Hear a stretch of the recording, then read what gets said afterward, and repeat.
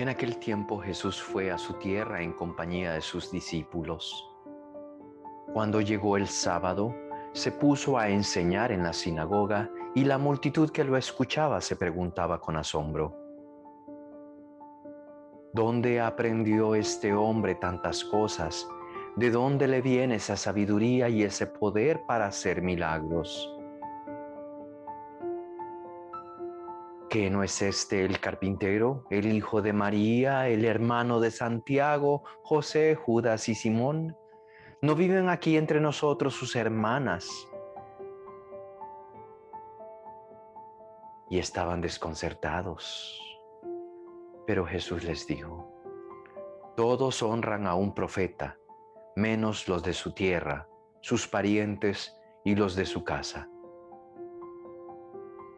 Y no pudo hacer allí ningún milagro. Solo curó a algunos enfermos imponiéndole las manos, y estaba extrañado de la incredulidad de aquella gente. Luego se fue a enseñar en los pueblos vecinos. Y no pudo hacer allí ningún milagro. Como suena de extraño esto, escucharlo en los evangelios, como que Jesús encontró un obstáculo gigantesco que no le permitía. No, tranquilo, tampoco. Claro que Él puede. Si tiene el poder que nos contaba el Evangelio de San Marcos de parar la tormenta, cállate, y calmar el viento, cálmate, el Señor tiene también la posibilidad de entrar a la persona. El Señor no viola tu derecho. El Señor no va a irrespetarte. Y usted va a decir: pero si lo necesitan. Sí, pero es que el Señor respeta el que tú seas creación de Dios. Él reconoce la creación total y Él respeta las decisiones que tú tomes. Y entonces, en ese sentido, el Señor no va a andar entonces haciendo su voluntad en el sentido de: oh, no me gusta como eres, como salen en los programas a veces chistosos, cómicos, donde un mago le cambia la manera de ser a una persona y a otra. Ese no es Jesús. Jesús respeta de verdad la apertura de corazón para que esa persona dé pie primero, es decir, de decisión personal, pueda decirle: Señor, yo quiero. Señor, te reconozco. Recuerde a la sirofenicia, persona que me encanta, y Jesús la alaba. Cuando ella le sacó en cara a Jesús: sí, pero las migajas de los hijos que están en la mesa caen y el perrito puede comérselas. Y quedó Jesús: qué fe tan grande tienes tú, alabando la fe de una extranjera. Y en ese mismo momento le dijo: vete a tu casa, lo que tú has pedido se ha concedido ya. La apertura que tienes en la fe, tú que no eras de nuestra religión, tú que te encuentras en un momento duro cuando tu hija está enferma y aún así tienes apertura. Ah, qué bonito. Recuerda al centurión, otro extranjero. Y Jesús también dirá: no he encontrado una fe más grande en todo Israel. ¡Wow! Entonces Jesús puede actuar en la persona que le abre un poquito la puerta de su corazón y que lo queda viendo, deseando: Señor, quiero conocerte. Pero también el Señor respeta de nuevo tu privacidad, respeta tus decisiones y respeta tu oposición. El Señor quisiera de verdad, como a un niño que tiene un berrinche, poder acercarse y decirte: déjate amar. Pero si las palabras no están entrando, el Señor espera. Así es de paciente con nosotros. Resulta entonces que hoy nosotros tendremos la corta experiencia de poder ir sobre este texto de Marcos, perdón, capítulo 6 del versículo 1 al 6, de modo de poder buscar qué es lo que Jesús quiere de nosotros. Muy bien, oremos. Padre Santo, muchas gracias por el don que nos has dado en Jesucristo tu Hijo. Muchas gracias que en tu amor eterno, oh Señor, nos has dado la posibilidad de caminar con tu Hijo, de volvernos discípulos de tu Hijo. Y tu Hijo que no niega su gracia, nos bendice, nos llena de alegría, nos da una dignidad nueva. Volvemos a nacer en Él. Bendito seas, oh Señor, por esa gracia tan grande que nos has dado de la vida nueva, de la vida eterna, del regalo tan grande de la vida de tu Hijo. Permite, oh Señor, que el Espíritu Santo abra nuestro entendimiento en este momento para escuchar tu palabra, para saber qué es lo que necesitamos aplicar en nosotros, abrirte la puerta de nuestro corazón y decirte bienvenido. Gloria al Padre, al Hijo y al Espíritu Santo, como era en un principio, ahora y siempre, por los siglos de los siglos. Amén. Muy bien, me regreso al principio del texto. Había dicho que me impresiona que haya dicho y no pudo hacer allí ningún milagro. Pero al principio dice que en aquel tiempo Jesús se fue a su tierra. ¿Dónde queda la tierra de Jesús? Es Nazaret. Y se fue en compañía de sus discípulos. Así que ellos van a atestiguar esto. Cuando llegó el sábado, como es de costumbre, ahorita les voy a mostrar un texto del Evangelio de San Lucas, capítulo 4, versículo 16 en adelante, en donde Jesús también va a la sinagoga, pero nos dice que él entonces llegó a su lugar de origen, como aquí nos dice, Jesús fue a su tierra y que entonces en el texto, en el versículo anterior va a decir, él iba por todas las sinagogas predicando. Entonces como que uno puede conectar las dos y decir, son como dos textos vistos de una óptica diferente, pero en los cuales Jesús también actúa y el mismo resultado de rechazo se produce. Pues dice en Lucas entonces que él ya había predicado en otras sinagogas y aquí en el texto de Marcos capítulo 6 versículo 1 y 2 en este momento dice que entonces se puso a enseñar en sábado, el día en el que la gente va a la sinagoga, se puso a enseñar. Que la multitud que lo escuchaba se preguntaba con asombro, ¿dónde aprendió este hombre tantas cosas? ¿De dónde le viene esa sabiduría y ese poder para hacer milagros? Reconocen dos cosas. Uno, que este hombre habla maravillosamente, que tiene una sabiduría que no es la sabiduría común de los que ellos tal vez han podido escuchar en la sinagoga. Y más todavía, o ya han escuchado o ya habían visto milagros. Entonces se preguntan de dónde le viene esa sabiduría y ese poder. Pero lo ponen de una manera. ¿Dónde aprendió este hombre tantas cosas? Esto entonces tiene que haberlo aprendido en algún lugar. ¿Por qué se preguntan eso de aprendido y de este hombre? Porque es de Nazaret, es su lugar de origen, es su tierra, como dice el versículo 1 del capítulo 6 de San Marcos. Así que estoy metiendo palabras que no están en el texto, que nosotros podríamos decirlas. Si vemos a una persona que hemos conocido de la niñez y decir, pues tú creciste con nosotros, íbamos a la sinagoga juntos. Hicimos el bar mitzvah juntos. Nos volvimos adultos y te conocíamos, porque como dicen los estudiosos de movilidad humana y de ciertas de pueblos, dicen, Nazaret no tiene que haber sido muy grande. Y en el tiempo de Jesús pudo haber tenido cerca, unas 400 personas. Eso quiere decir que la gente llegaba a conocerse, que la gente sabía quiénes, qué familias, qué clanes vivían en qué parte de los caseríos y se podían encontrar cuando visitaban la sinagoga. Muy bien. Pero entonces ellos se preguntan, si nosotros nos conocemos todos aquí, ¿por qué no escuchamos de ti antes? O si lo conocieron, nosotros te conocimos y nunca te vimos aprender de ninguno de los rabí de aquí, de Nazaret. Y estabas aquí en Nazaret, así que no te vimos ir a estudiar a otro lugar.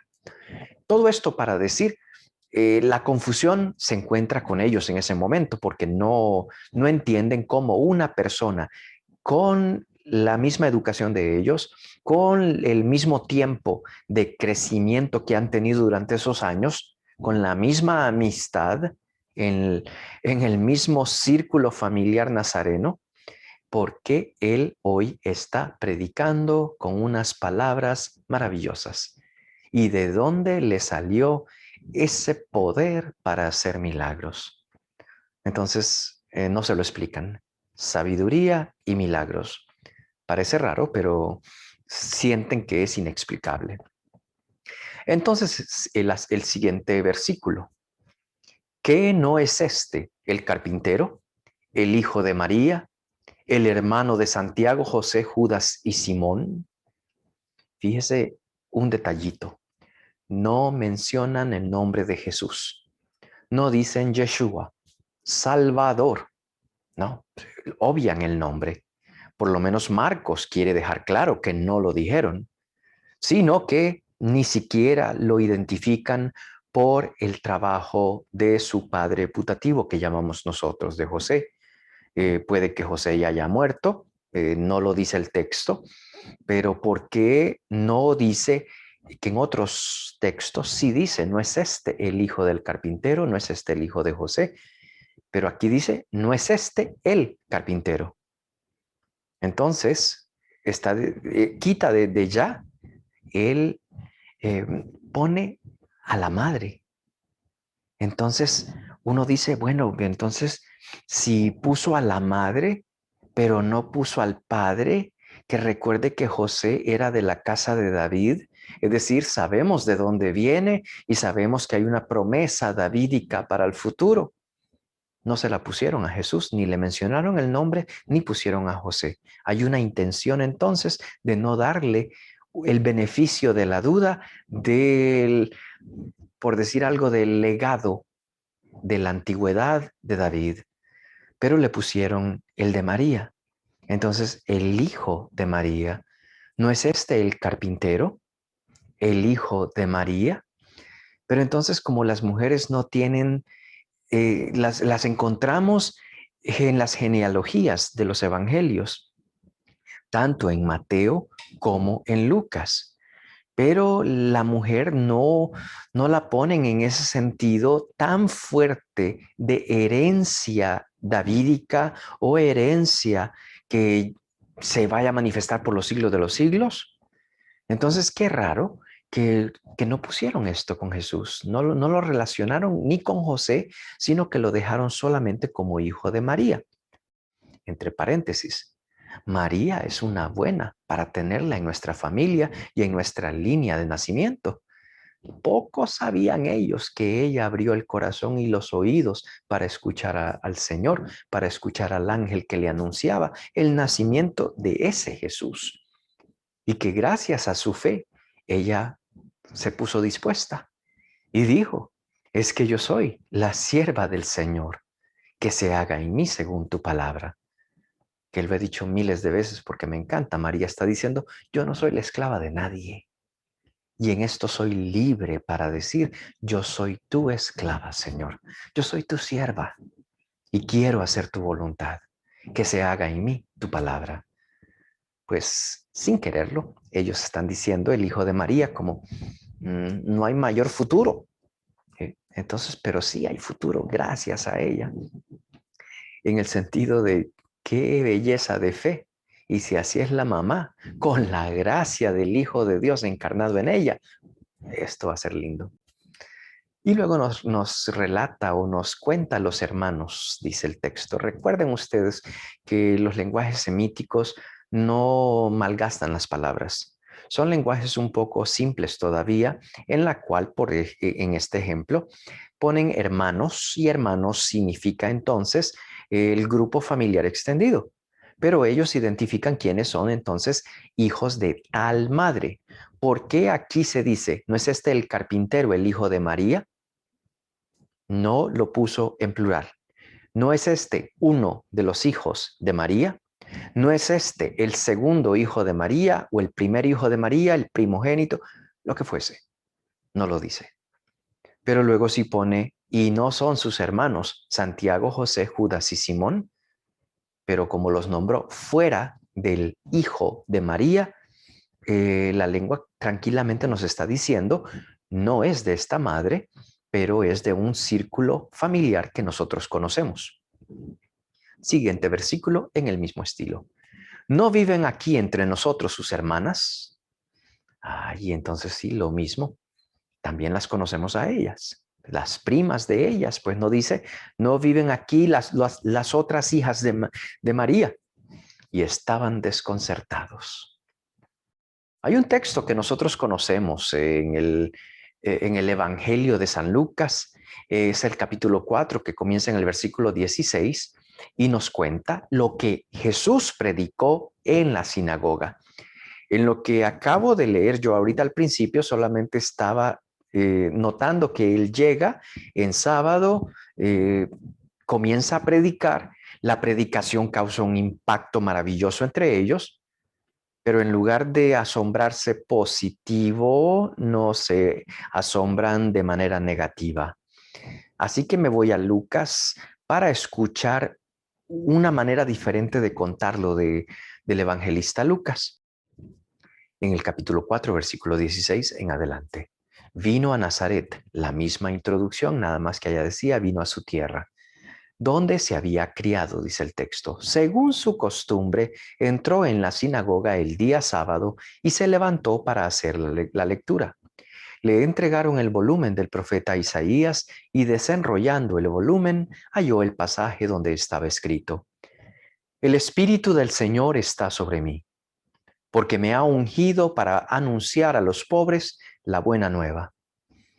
Me ha enviado a proclamar la liberación a los cautivos y la vista a los ciegos, para dar la libertad a los oprimidos y proclamar un año de gracia del Señor. Enrollando el volumen, lo devolvió al ministro y se sentó. En la sinagoga todos los ojos estaban fijos en él. Comenzó pues a decirles: esta escritura que acabáis de oír se ha cumplido hoy. Y continuará el texto, y la admiración que sienten y los ojos puestos en Jesús se va a transformar en violencia después.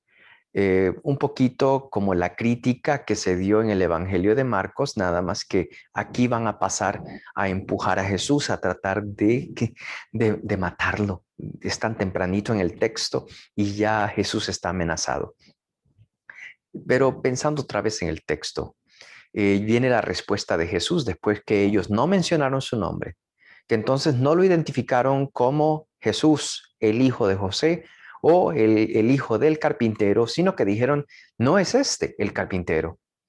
Es decir, no fue él el que nos hizo las mesitas aquellas que teníamos en la casa.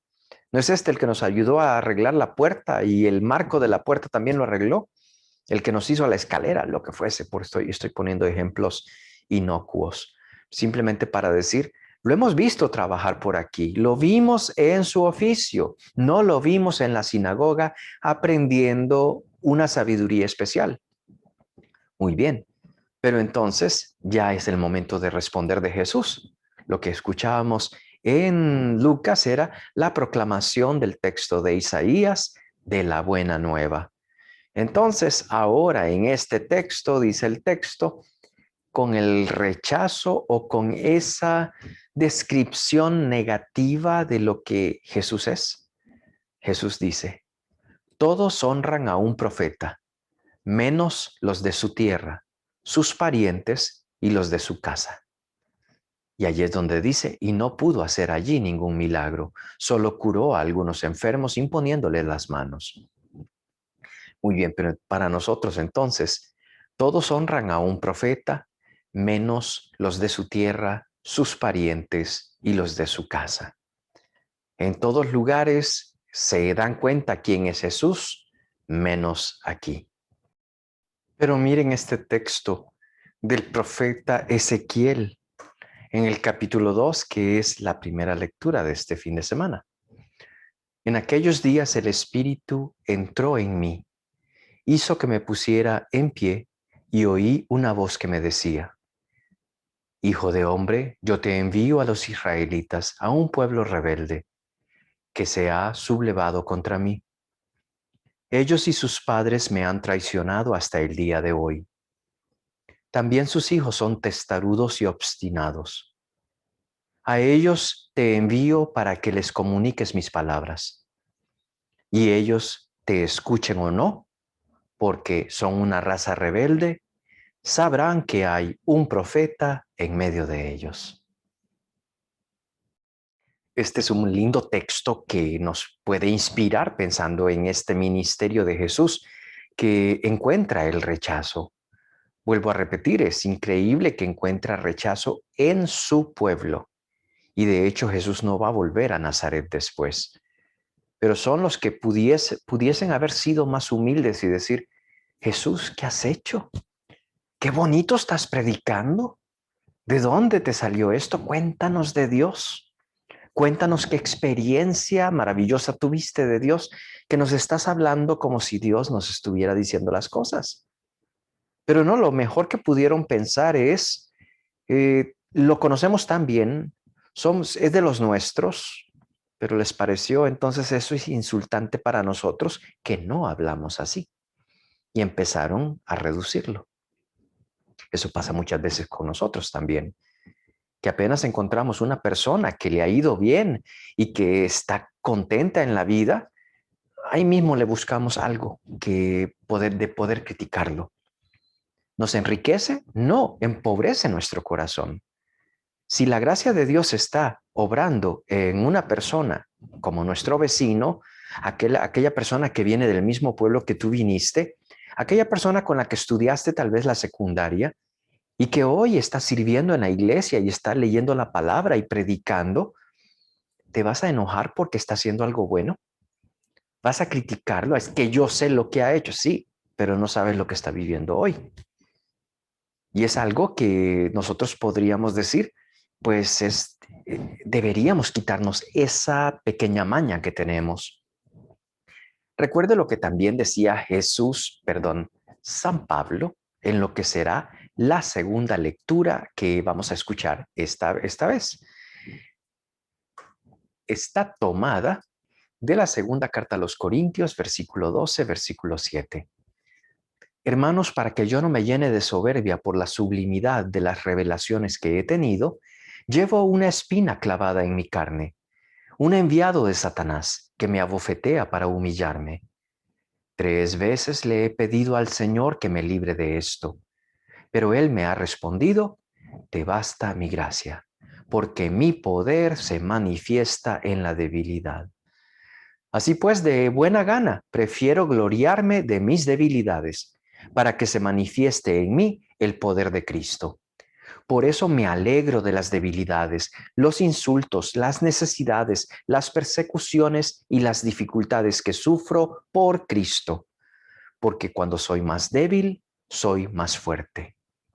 Es una cosa y muchas veces la pienso, pues, que nosotros venimos de países católicos, que se llaman católicos. En los lugares donde vivimos se dicen católicos o se dicen muy cristianos, pero a veces pareciera que la personalidad del Cristo de los evangelios no es el de los cristianos presentes. Y parece como si rechazáramos a ese Cristo y que queremos nuestra religión con el Cristo que nos exige a medias, con el Cristo que está bien, todo lo que yo haga está bien. Entonces yo me llamo cristiano, me llamo católico, pero no con el Cristo de la Biblia, con el Cristo del Nuevo Testamento, el Cristo de los Evangelios, sino un Cristo deformado a mi manera. Hoy Jesucristo nos está llamando entonces a purificar estas imágenes, a ser más humildes al estilo de San Pablo y entonces transformarnos. ¿A qué te ha estado llamando Jesús durante mucho tiempo y te le has resistido? Que tal vez te lo ha dicho a través de hermanos y tal vez tú mismo o tú misma has dicho, ni me diga que usted es más pecador que yo.